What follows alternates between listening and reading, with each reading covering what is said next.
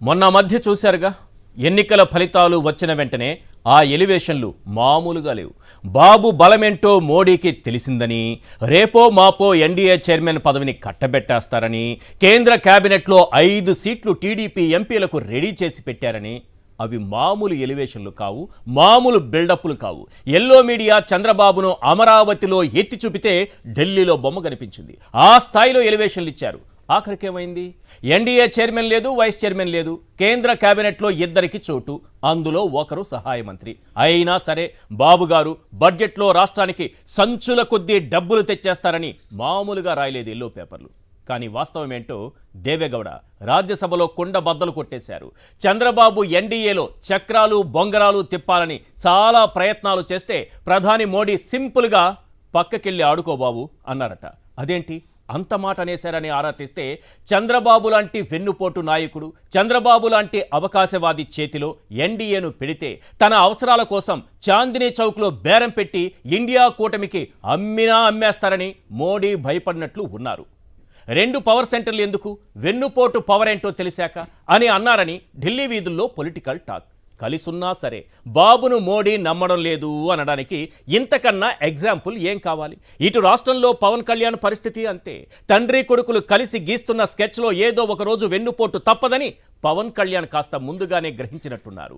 Sanatani silence వెనుక ఇదే కారణం కావచ్చన్నది కొందరి విశ్లేషణ. దావోస్ టూర్ కంటే ముందు నుంచి నిన్నటి కేబినెట్ భేటీ దాకా పవన్ కళ్యాణ్ ఎక్కడున్నారు, ఏం చేస్తున్నారనేది సైనికులకు కూడా అంతుపట్టడం లేదు. ఓవరాల్గా అటు మోడీ ఇటు పవన్ ఇద్దరూ చంద్రబాబును నమ్మడం లేదు.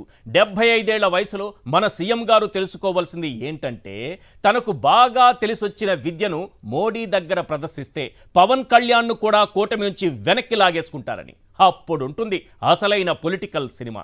అయినా బాబు వెన్నుపోటుకు బీజేపీ ఇప్పుడు సిద్ధంగా లేదు. కారణమేంటో తెలుసా? బాబు కేసుల చిట్టా మొత్తం బీజేపీ చేతిలో ఉంది. నిన్న దేవేగౌడ లేవనెత్తిన అంశంతో ప్రధానంగా 10 ప్రశ్నలు వినిపిస్తున్నాయి. అవేంటో ఒక్కసారి మనం స్క్రీన్ పైన చూద్దాం. Question number 1. చంద్రబాబు లాంటి కపట నాటక కన్నింగ్ పాత్రధారి ఈ దేశంలో ఇంకొకరు లేరని ప్రధాని మోడీ గ్రహించారా? Question number 2. వెన్నుపోటుకు పేటెంట్ పొందిన చంద్రబాబు అడిగిన ఎన్డీఏ చైర్మన్ పదవిని అందుకే మోడీ తిరస్కరించారా? Question number 3.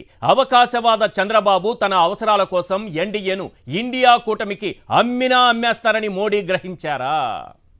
Question number 4. రాజకీయ రంగులు మార్చే చంద్రబాబును రాష్ట్ర ప్రజలే కాదు దేశ ప్రధాని కూడా నమ్మడం లేదని తేలిపోయిందా? Question number 5. చంద్రబాబును చుట్టేసిన అవినీతి కేసులే అతనికి శాపంలా కేంద్రానికి వరంలా మారాయా?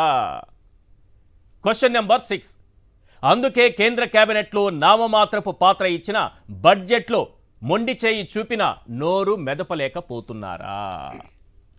తండ్రి కొడుకులు ఉద్దేశపూర్వకంగా పవన్ కళ్యాణ్ను 10వ ర్యాంకుకు పరిమితం చేసి డీసీఎంను డమ్మీగా మార్చేశారా?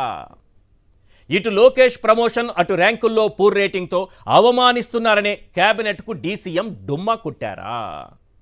ఇటు బాబు అటు లోకేష్ నుంచి వెన్నుపోటు సంకేతాలు అందడంతో 10th ర్యాంకర్లో టెన్షన్ మొదలైందా? ప్రధాని మోడీకి పవన్ కళ్యాణ్కు కేవలం 6 నెలల్లోనే చంద్రబాబు అసలు రూపం 3Dలో కనిపిస్తోందా? నిజానికి ప్రధాని మోడీ చంద్రబాబును నమ్మడం లేదు.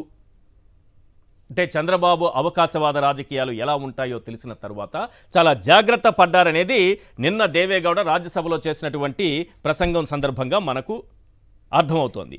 ఇది క్లియర్.